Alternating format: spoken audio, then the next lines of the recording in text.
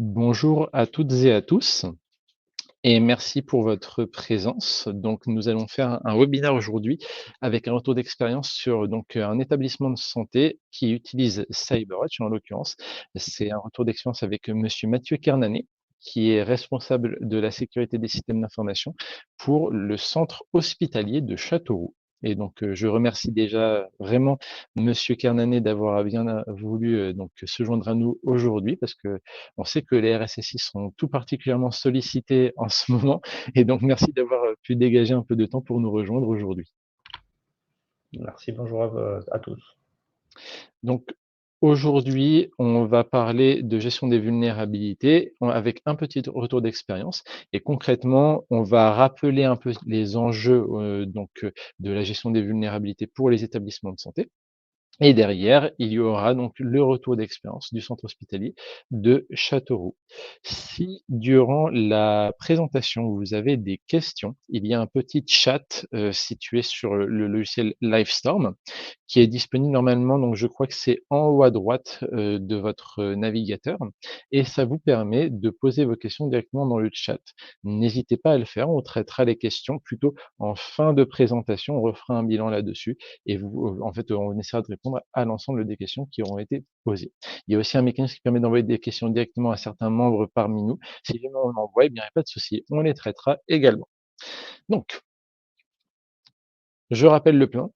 Petite présentation de la solution CyberWatch et surtout en fait de pourquoi en fait ça peut aider certains hôpitaux, certains établissements de santé. Puis présentation du centre hospitalier de Châteauroux et retour d'expérience de monsieur Kernanet. Si jamais on parle un petit peu de la solution CyberWatch, pour faire un petit peu connaissance, alors moi je ne suis pas RSSI, je suis Maxime Aléhédine, je suis un des 3 cofondateurs de la société CyberWatch et je m'occupe principalement des sujets qui sont technico-commerciaux. C'est-à-dire que si jamais il y a des démonstrations un petit peu techniques qu'il faut faire, c'est avec moi a priori que ça pourra se passer. J'ai démarré dans la sécurité informatique en 2002. J'ai déclaré quelques vulnérabilités qui sont référencées dans la célèbre base CVE qui rassemble toutes les vulnérabilités donc publiques. Et donc, je suis aussi président et cofondateur de CyberWatch. Je suis vraiment focalisé sur la sécurité informatique et en fait, c'est aussi parce que j'étais plutôt dans un rôle d'attaquant initialement que j'ai pu donc contribuer aussi à CyberWatch. Pourquoi faire une veille sur les vulnérabilités?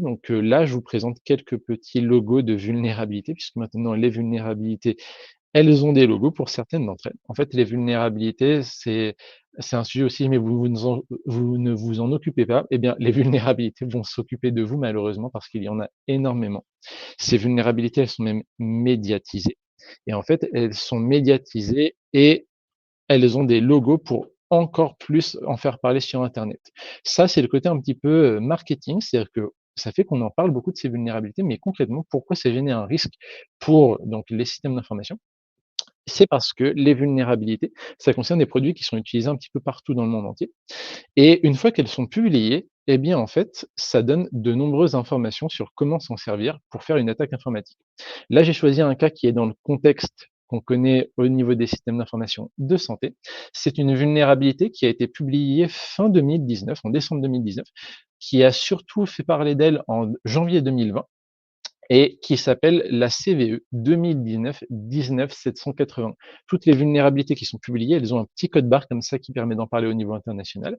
Et en fait, c'est une vulnérabilité qui concerne un service de gestion à distance qui s'appelle ADC. C'est édité par Citrix. Et en fait, c'est une vulnérabilité qui est très facile à exploiter. Il y a des kits d'attaque qui ont été publiés sur Internet. Donc là, vous avez notamment un petit exemple, un extrait de ce que vous pouvez trouver dans notre logiciel pour cette vulnérabilité. Il y a une section avec des kits d'attaque, c'est-à-dire des petits scripts que vous pouvez télécharger pour vous en servir. Et pourquoi j'en parle? C'est parce que ce qui est intéressant avec cette vulnérabilité, c'est qu'en fait, elle a été publiée en décembre 2019. Les correctifs ont été publiés en janvier 2020 et il y a un hôpital en Allemagne qui s'est fait attaquer à partir de cette vulnérabilité en septembre 2020. Donc, ça veut dire que les vulnérabilités, lorsqu'elles sont publiées, elles vont être utilisées derrière par des pirates et c'est à vous de faire ce travail derrière de veille sur est-ce qu'il y a des vulnérabilités qui concernent des outils que vous avez, est-ce qu'il y a des correctifs de disponibles et surtout, c'est à vous de déployer les correctifs de sécurité dans les délais imparti. Sinon, vous pouvez vous retrouver dans des situations un petit peu difficiles et en l'occurrence, quand c'est des systèmes comme, Citrix et qui sont particulièrement sensibles, ça fait des dégâts. On n'est pas les seuls à le dire, il y a aussi l'ANSSI qui en parle dans un plan qui s'appelle France Relance, qui concerne notamment aussi les établissements de santé, les établissements publics. Et en fait, l'ANSSI dit que 99 des vulnérabilités exploitées, en fait, elles sont déjà connues. Et dans le plan France Relance, elle parle du sujet de la gestion des vulnérabilités qui, pour information, peut faire l'objet de subventions par l'ANSSI. C'est-à-dire que les établissements publics de santé peuvent déposer des dossiers auprès de l'ANSSI pour avoir, dans le cadre de programmes de gestion de vulnérabilité, une partie qui est prise en charge par France Relance. Donc ça, c'est bon à savoir aussi. On vous a mis le lien et d'ailleurs, les slides vous seront envoyés après la présentation. Les vulnérabilités, il y en a aussi beaucoup. Il y en a toujours eu beaucoup, mais il y en a particulièrement beaucoup maintenant parce que on en est à peu près à 50 par jour maintenant. C'est-à-dire que globalement, on est à un peu plus de 17 000, 18 000 vulnérabilités par an. Ça fait un bon nombre de vulnérabilités. Et comme il y a beaucoup de vulnérabilités, faut faire attention. Parce que, comme il y en a plein, faut prioriser parce qu'on peut pas tout traiter en permanence. Et puis la bonne nouvelle, c'est que toutes les vulnérabilités ne se valent pas. Là, par exemple, parmi tous les petits logos qui sont présents à l'écran, il y en a surtout 3 des vulnérabilités qui étaient vraiment embêtantes.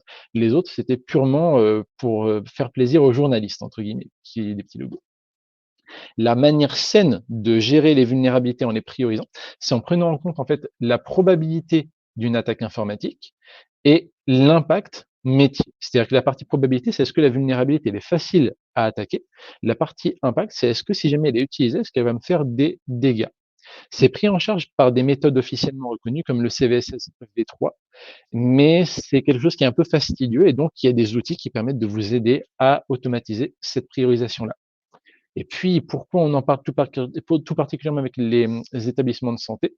C'est parce qu'en fait, les établissements de santé, ils sont soumis à certaines contraintes, notamment des contraintes aussi réglementaires ou juridiques. Par exemple, il y a aussi dans la partie contrainte le PGS, la politique générale des systèmes d'information de la sécurité des systèmes d'information de santé, la PGSSIS, qui dit que, il faut faire un suivi des vulnérabilités pour les produits qui sont utilisés par les établissements de santé. Et malheureusement, les établissements de santé ont aussi parfois des éditeurs qui leur fournissent des briques qui sont déjà obsolètes. Par exemple, il y a des établissements de santé pour lesquels l'éditeur va vous dire, en fait, je vous fournis, par exemple, un IRM avec un Windows XP embarqué, vous n'avez pas trop le droit d'y toucher. Donc, c'est comment on gère aussi ce genre de situation. Ça fait que c'est pas super simple pour des établissements de santé de gérer les vulnérabilités au quotidien. Et donc, dans ce cadre-là, comment on peut intervenir nous avec CyberWatch? Déjà, le premier élément, c'est que on vous aide à faire une cartographie des éléments que vous avez chez vous. C'est-à-dire qu'on vous permet de découvrir le système d'information que vous avez et derrière, vous pouvez regarder ce que vous souhaitez réellement scanner en termes de vulnérabilité. C'est-à-dire que vous pouvez regarder ce que vous avez chez vous et après faire un petit peu vos courses pour déterminer ce que vous souhaitez réellement scanner. Nous avons un système de scan de vulnérabilité qui est notre propre moteur. Je dis que c'est notre propre moteur parce que ça nous permet aujourd'hui vraiment d'être très compétitifs sur le marché au niveau de la gestion des vulnérabilités. On couvre énormément de technologies différentes. Vous pouvez ensuite marquer les différents actifs avec vos enjeux. Par exemple, il y a des actifs pour lesquels vous avez des enjeux de disponibilité, d'autres de confidentialité ou d'autres d'intégrité. En fait, vous pouvez faire refléter ces exigences-là dans le logiciel et quand vous faites ce petit effort de renseignement, CyberWatch derrière va calculer pour vous les fameux risques probabilités, risques techniques et risques métiers, c'est-à-dire l'impact pour vous à partir de vos exigences. On prend toutes les vulnérabilités, on prend tous vos actifs, on regarde si les vulnérabilités elles sont faciles à utiliser, on regarde si jamais elles tapent directement sur certains éléments que vous voulez éviter et ça nous permet de prioriser pour vous les risques. Ensuite, vous pouvez prendre des décisions dans le logiciel, mais vous avez en général déjà la capacité de prendre des décisions sans CyberWatch avant. C'est plutôt que dans CyberWatch, vous pouvez dire cette vulnérabilité, je vais l'accepter. Parce que par exemple, si jamais vous avez un éditeur qui a disparu et que ça génère des vulnérabilités parce que vous avez laissé un produit qui est un petit peu obsolète, vous pouvez au moins montrer que vous étiez au courant et que vous avez mis en place des contre-mesures et dire ce risque-là, j'ai plus besoin qu'il revienne au quotidien. Et dernier point, vous pouvez traiter les vulnérabilités, soit via des outils tiers, soit directement avec un module de patch management embarqué dans CyberWatch qui permet de déployer des KB dans le monde Windows, ou tout ce qui est apt, yum-zipper, pacman install dans le monde Linux. Je vois qu'il y a des amis de Tranquille IT, une société qui édite WAPT, un outil de patch management sur Windows. Et bien pour information, ça fait partie des produits avec lesquels on peut aussi s'interfacer pour déployer des correctifs de sécurité, non pas par CyberWatch, mais plutôt via des outils déjà en place, puisque on sait qu'il y a aussi de nombreux centres hospitaliers qui utilisent WAPT. Donc si mais je résume maintenant, CyberWatch, ça détecte, ça priorise et ça corrige les vulnérabilités. Puis en fonction de support, on aide à cartographier ce que vous avez chez vous, à identifier les risques métiers et à prendre les bonnes décisions. Le logiciel, il se déploie en mode on-premise, c'est-à-dire qu'on peut le déployer donc dans votre système d'information pour avoir une confidentialité totale des résultats. Et pour cela, vous pouvez déployer ce qu'on appelle un petit scanner, un scanner maître, qui est une machine virtuelle Linux sur laquelle on installe le logiciel CyberWatch. Et ce scanner maître se synchronise en téléchargeant ce que l'on appelle la base de connaissances. La base de connaissances, c'est la base de toutes les vulnérabilités avec tous les kits d'attaque et toutes les informations sur les éditeurs, que l'on met à jour toutes les heures et qui est hébergée chez OVH, donc hébergeur français, et sur le territoire français. Et cette base de connaissances, donc, elle est rapatriée intégralement chez tous nos clients sur le scanner maître. Ensuite, le scanner maître peut faire des scans. Et puis, si vous avez un parc très grand ou avec des contraintes réseau, vous pouvez déployer des machines complémentaires qui sont pilotées par le scanner maître. Et donc, concrètement, CyberWatch ça permet de gérer des approches distribuées. Et même d'ailleurs, dans des environnements de type GHT, pour information, on travaille avec des GHT où il y a un scanner maître qui pilote les scanners des différents hôpitaux derrière. Au niveau des modes de scan, on est très flexible, on permet de faire du scan avec ou sans agent. Donc, soit vous donnez des identifiants CyberWatch pour qu'on tape sur la cible en se connectant dessus avec des protocoles comme SSH pour Linux, WinRM pour Windows ou SNMP pour tout ce qui est équipement actif réseau, vos Storm Shield, vos Palo Alto, tout ça. Soit vous installez un agent sur les cibles, ça c'est très pratique pour le télétravail. Ça fait des requêtes HTTP vers le scanner CyberWatch dans ce cas-là. Enfin, HTTPS, pardon. Et donc, c'est soit le scanner qui se connecte à la cible, soit la cible qui se connecte vers le scanner. On peut aussi faire du scan purement réseau sur les ports exposés ou du scan de site web avec des analyses notamment sur la méthode OWASP, donc les injections XSS, SQL, etc. Et puis pour les équipements les plus sensibles, notamment les dispositifs médicaux, eh bien en fait vous pouvez nous demander de faire des scans déconnectés. Dans ce cas, vous pouvez saisir les versions des firmware par exemple de vos équipements Philips ou équivalents et on va vous dire les vulnérabilités qui sont liées à ces équipements-là. Donc CyberWatch est vraiment flexible au niveau des modes de scan et vous pouvez faire coexister ces différents modes de scan-là chez vous. Au niveau du périmètre, on sait scanner les postes de travail, les serveurs, les équipements réseau, les conteneurs, les sites web, les équipements industriels et là-dedans j'inclus aussi les équipements de santé type IRM, Philips, etc. avec leur firmware et surtout aussi les bibliothèques logicielles. C'est-à-dire que si vous avez des équipes de développement qui utilisent des modules PIP, GEMS ou NPM, eh bien CyberWatch est capable de les détecter sur vos machines et de les scanner également. Donc on a vraiment un spectre très très large maintenant dans notre logiciel. Avant de passer à la petite présentation peut-être plus interactive avec vraiment donc une vraie démonstration du produit, je vais maintenant laisser la main à monsieur Mathieu Kernanet, que je remercie encore et donc qui va pouvoir présenter le centre hospitalier de Châteauroux. Bonjour à tous. Je suis le RSSI du centre hospitalier de Châteauroux-le-Blanc depuis déjà 4 ans. Le centre hospitalier de Châteauroux-le-Blanc est au centre de la France. Il est établissement support pour son GHT qui est le GHT 36. Nous avons environ 800 lits au centre hospitalier, 2500 employés et on compte une 17 personnes à la DSI avec les différents aussi services qui font l'hôpital de Châteauroux, donc les urgences, un centre 15, pharmacie, psychiatrie, gynécologie, etc. L'environnement dans lequel on est particulièrement virtuel. On a 160 machines virtuelles au centre hospitalier pour 40 serveurs physiques. Et notre aventure avec CyberWatch a commencé il y a à peu près 2 ans. Et donc justement, donc si jamais maintenant on parle un petit peu d'un retour d'expérience, donc là je vous laisse vraiment donc la parole est libre.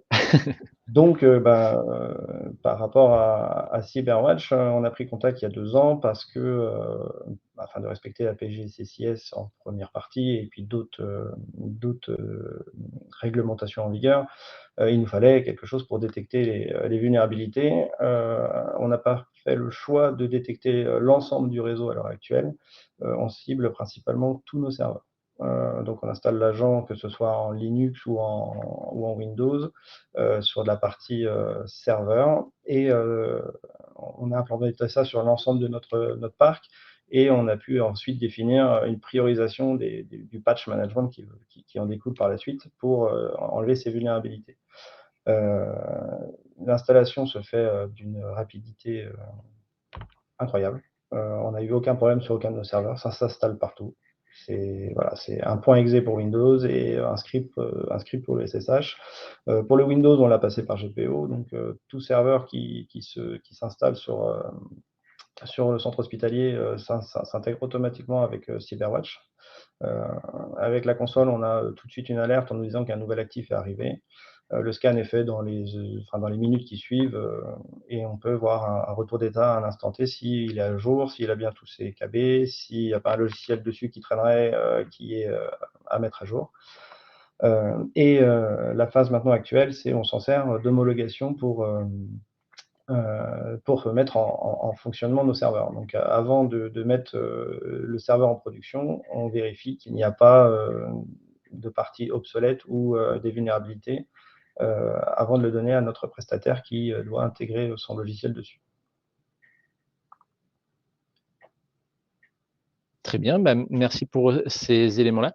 Hem, donc si jamais il y a des questions, faut pas hésiter à les poser dans le chat et là, je peux déjà, en fait, essayer de poser quelques questions pour, savoir un petit peu comment ça s'est passé, pour vous. En fait, concrètement, est-ce qu'il y a eu est-ce que vous utilisez le logiciel de la même manière qu'au début? Est-ce qu'il y a eu des évolutions dans votre utilisation, de CyberWatch? Hem, oui, alors vraiment au début, on l'a mis pour prioriser nos voilà, ce que j'expliquais, on l'a mis pour prioriser nos patchs et avoir un état des lieux, on va dire, de nos serveurs. On s'est rendu compte de choses vraiment aberrantes, hein. C'est, des failles présentes depuis des années, des années.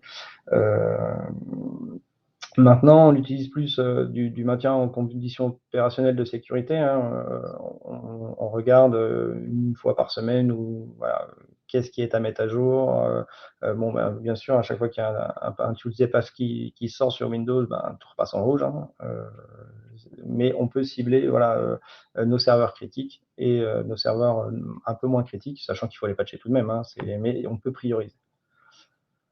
Vous aviez fait un POC initialement avec nous, c'est-à-dire vous aviez fait un essai du produit avant, de faire l'acquisition? Oui, alors on a fait l'essai, sur 1 mois, mais sur quelques serveurs. On n'a pas pris, le l'ensemble du parc parce que, il faut installer un agent. Si ça convenait pas, il faut désinstaller l'agent.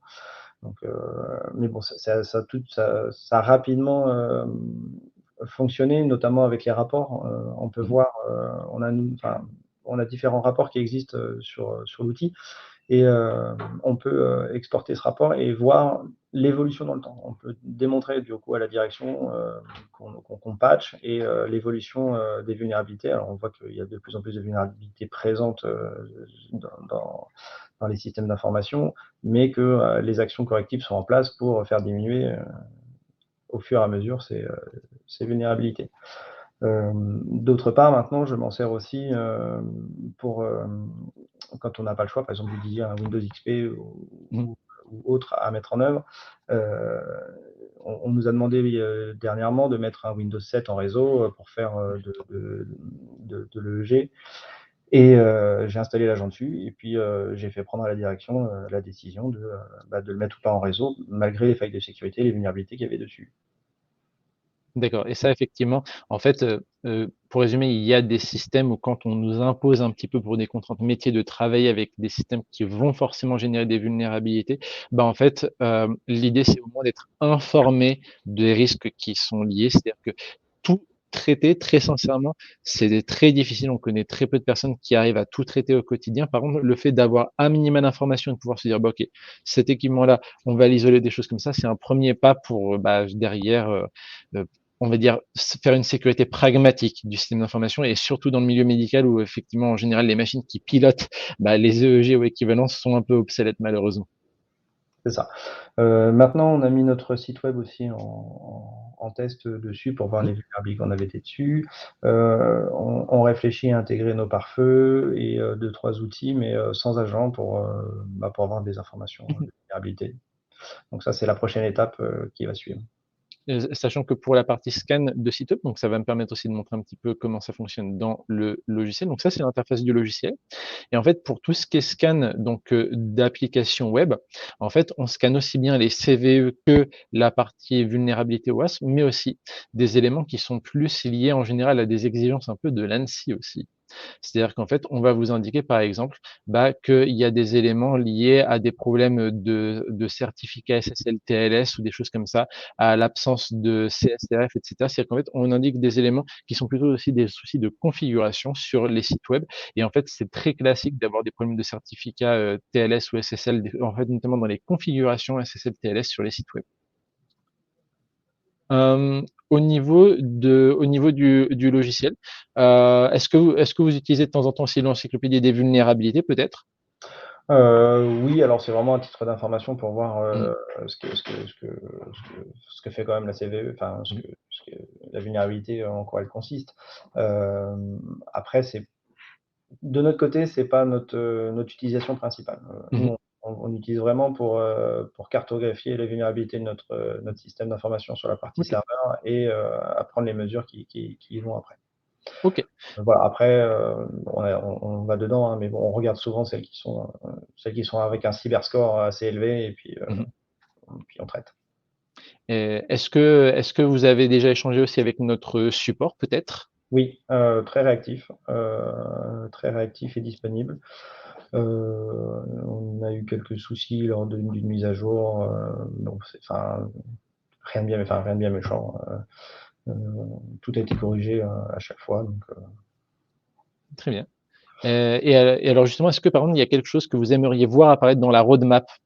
J'en profite puisque c'est la période de Noël en plus, donc comme ça Non, parce que je crois qu'on avait déjà demandé des choses et ça avait été fait. Non, non, il y avait pas grand-chose dans la roadmap, à mettre en œuvre, enfin plus maintenant du coup. Le produit a des mises à jour assez souvent et elles se font, rapidement, hein, les mises à jour, c'est une commande, ça redémarre le serveur et c'est reparti. et effectivement, on a un rythme de mise à jour à peu près, mensuel. Si jamais on reste dans le thème de la PGSSIS pour information, on va inclure donc ça c'est plutôt pour, ça c'est en fait pour, 2022, pour premier semestre 2022. On va travailler sur ce qu'on appelle les points de contrôle Active Directory. C'est-à-dire qu'en fait CyberWatch permettra aussi de faire des tests sur un référentiel qui est pas mal utilisé, par l'ANSSI et pour les établissements publics du coup, sur en fait les configurations des Active Directory et ça, en fait, ça permet de tester de manière vraiment pragmatique aussi, si jamais il y a des chemins au niveau, de l'Active Directory qui posent problème, s'il y a des chemins dans l'Active Directory, donc dans la forêt. Et si jamais aussi il y a des configurations qui seraient configurées au niveau de l'Active Directory, mais qui pour une raison X ou Y n'auraient pas été appliquées correctement au niveau des machines derrière. Parce que ça, c'est des choses qui se produisent. Donc ça, c'est pour parler de la roadmap plutôt pour l'année prochaine. Est-ce qu'il y a des questions pour Monsieur Kernané? Est-ce qu'il y a des questions dans le chat? Alors, Audrey, est-ce que tu vois des questions en plus? Hop, alors,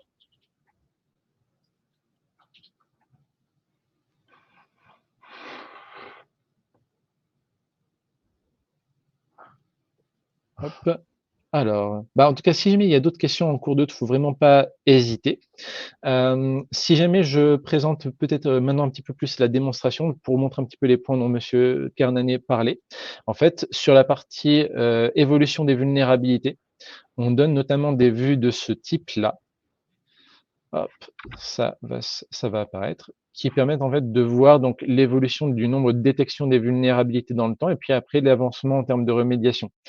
Ça sert à rien de vouloir faire en sorte que le vert rattrape le rouge à 100. C'est vraiment encore une fois très difficile à obtenir. Par contre, ça permet pour les vulnérabilités les plus embêtantes de voir si jamais on arrive à les traiter dans les bons délais et on gère le cycle de vie complet des vulnérabilités comme ça, puisque pour chaque vulnérabilité détectée, en fait, on note la date de première détection et la date de constatation de la correction Par exemple, ici, sur cette machine-là, on voit qu'il y a une vulnérabilité qui a été détectée le 26 février 2020 et qui a été traitée le 30 avril 2020. Il n'y a pas besoin de demander aux équipes si jamais ça a été fait, c'est vraiment ça se fait tout seul dans le logiciel. Ça permet de faire des diagrammes après derrière avec donc des évolutions et tout. Et puis ça permet aussi de vérifier qu'on a bien traité les vulnérabilités, notamment les vulnérabilités prioritaires, qui sont les vulnérabilités les plus gênantes du système d'information. Et enfin, je parlais tout à l'heure du système de découverte d'actifs. Pour information, on peut faire de l'exploration du système d'information, donc soit en explorant le réseau, soit en se câblant directement à des outils en place. Par exemple, on peut se câbler avec le VMware, avec le AWS, le Azure, le GCP, ou alors même avec l'OpenStack. L'OpenStack, c'est très souvent utilisé chez OVH, donc ça permet aussi de récupérer des informations comme ça. Avec l'Active Directory, c'est-à-dire que ça vous permet d'importer les éléments de votre système d'information et de gagner aussi un petit peu de temps. Hem, L'objectif de ce webinaire, c'est de pas forcément vous prendre trop de temps. Donc si jamais il n'y a pas d'autres questions, moi je propose, simplement à monsieur Carnanier éventuellement, est-ce que vous avez d'autres remarques à faire, d'autres éléments et vraiment en toute franchise? Est-ce qu'il y a d'autres choses que vous souhaiteriez signaler, des difficultés rencontrées, d'autres points positifs? C'est vous qui voyez. Non, pas particulièrement. Comme je vous l'ai dit, moi, ça fait 2 ans, les évolutions ont lieu. Heu, voilà, c'est vraiment un outil, que même mes admins, système maintenant utilisent au Mmh. quotidien pour, je vous dis, pour délivrer des, heu, délivrer des serveurs, avant mise en production. Heu, alors aussi, on a une petite anecdote, qui est assez sympa, c'est qu'on a un antivirus et quand on a mis, l'agent sur, notre serveur d'antivirus à l'époque, hein, c'était corrigé depuis, mais le système d'antivirus avait des failles. Effectivement. D'ailleurs, donc nous-mêmes, on utilise aussi des produits qui peuvent avoir des vulnérabilités de temps en temps. Et donc, pour information, on fait en sorte de les traiter immédiatement lors de la mise à jour suivante. C'est-à-dire qu'on fait très attention à ce sujet-là. C'est-à-dire que le MCS, le fameux maintien en conditions de sécurité, eh bien, ça concerne à la fois les produits hors sécurité, mais aussi les produits de sécurité. On fait très attention à ça. Mmh. Donc il y a aussi une question sur est-ce qu'on peut scanner une partie du SI qui serait isolée? Et pour information, donc effectivement, là-dessus, on peut scanner une partie isolée du système d'information avec un mécanisme donc qui s'appelle le mécanisme de scan d'actifs en air gap, où en fait, pour résumer, soit vous pouvez télécharger les scripts de scan et les mettre par exemple sur une clé USB et après donc venir brancher la clé USB sur l'actif que vous souhaitez scanner. Et après vous récupérez les résultats et vous les renvoyez dans CyberWatch. Donc ça permet par exemple d'aller scanner des actifs qui seraient vraiment déconnectés du réseau. Ou alors, on peut aussi faire de la saisie manuelle, c'est-à-dire qu'en fait, si jamais vous vous sentez l'âme de faire de la saisie un petit peu comme ça, bah, vous pouvez aussi spécifier des versions d'équipements, et notamment les équipements, typiquement des équipements de santé, c'est-à-dire les fameux Philips et tout, on sait aussi gérer des équipements comme ça. Et après, derrière, ça vous donne des résultats de ce type-là. Donc, si mais je vous fais la petite démonstration avec, par exemple, là, on voit qu'il y a un équipement de type Siemens. Donc, c'est un Siemens de type S7 1500. Et ben, en fait, on voit que CyberWatch a une déclaration de la version 2.4 de ce firmware-là et on a les vulnérabilités associées avec là donc 4 CVE qui sont affectés à cet équipement-là. Les équipements de santé, en fait, c'est vraiment, ils vont avoir des CVE au niveau souvent des firmware. C'est-à-dire que c'est vraiment Philips, par exemple, qui est quand même un éditeur très sérieux, qui va publier des vulnérabilités de la même manière que Schneider va aussi publier des CVE ou Siemens, des éléments comme ça. Euh, Quand il s'agit de logiciels web de santé, là, attention, il y a beaucoup moins de sérieux de la part des éditeurs, il y a beaucoup moins de CV qui sont publiés. Et donc là, ça vaut le coup de faire un scan vraiment agressif de la part de CyberWatch pour essayer de trouver des injections XSS ou SQL, parce que quand il y en a, ils essaient souvent de les masquer. Donc il y a vraiment, ça dépend aussi de la taille de l'éditeur des logiciels spécialisés dans la santé. Puisque je vois que c'était aussi une autre question. Donc ça vraiment, on a observé ces éléments-là. Pour les équipements aussi déconnectés, pour information, on a aussi des intégrations avec des partenaires comme WAPT, c'est-à-dire que WAPT de tranquillité peut aussi envoyer directement des données vers CyberWatch pour qu'on fasse les scans sans avoir besoin d'agents complémentaires et en récupérant directement les informations donc de WAPT. Je vois qu'il y a une nouvelle question qui est en train d'être posée.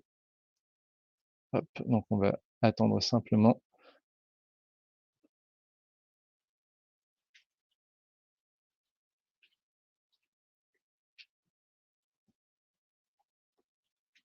Donc il y a hop, donc la question qui est posée: «Comment utiliser CyberWatch pour les autres établissements du GHT?» Alors, monsieur Carnanet, est-ce que CyberWatch est utilisé dans les autres établissements du GHT? Je ne crois pas, dans le Non, 36. pas pour nous. À l'heure actuelle, on est vraiment que sur le centre hospitalier.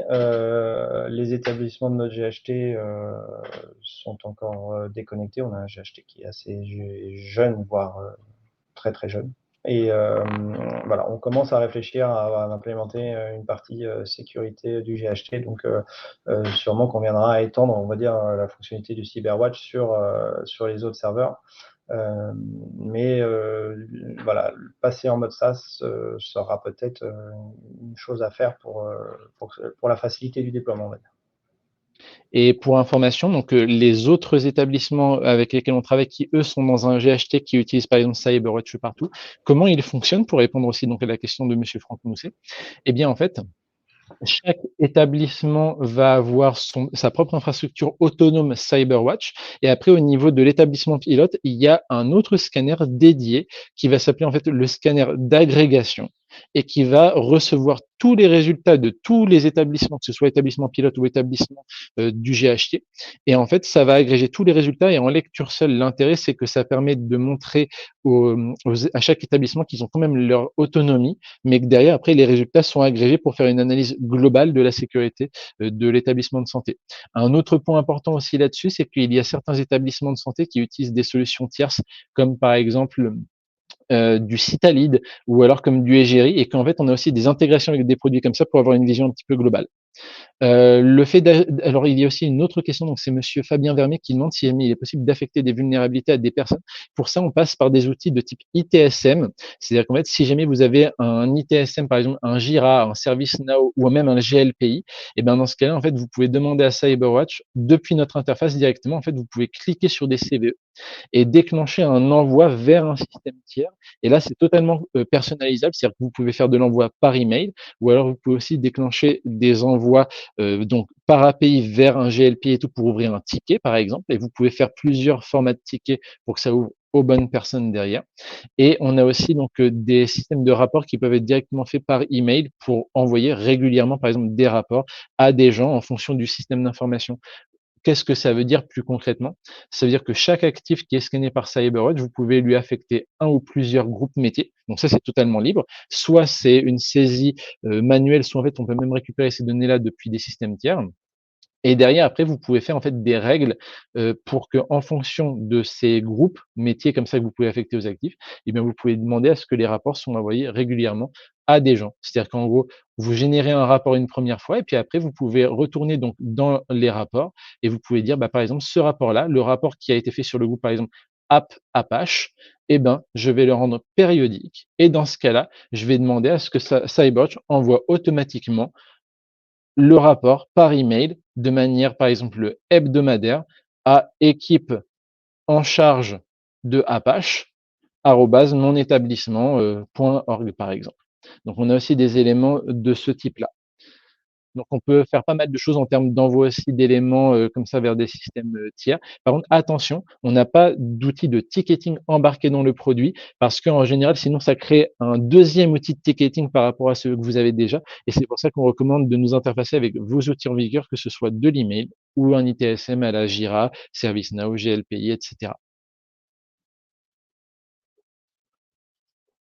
Est-ce qu'il y a oui, un autre élément, donc s'il y a d'autres questions, il ne faut pas hésiter, mais juste aussi pour préciser que vous pouvez déléguer des accès dans le logiciel avec justement les fameux tags, et ça vous permet par exemple de dire que telle personne n'a accès qu'aux actifs qui auront justement le groupe par exemple app Apache ou alors le groupe production ou pré-production. C'est-à-dire que ça vous permet de donner des accès cloisonnés dans le logiciel et donc de traiter les sujets vraiment par périmètre au niveau des utilisateurs.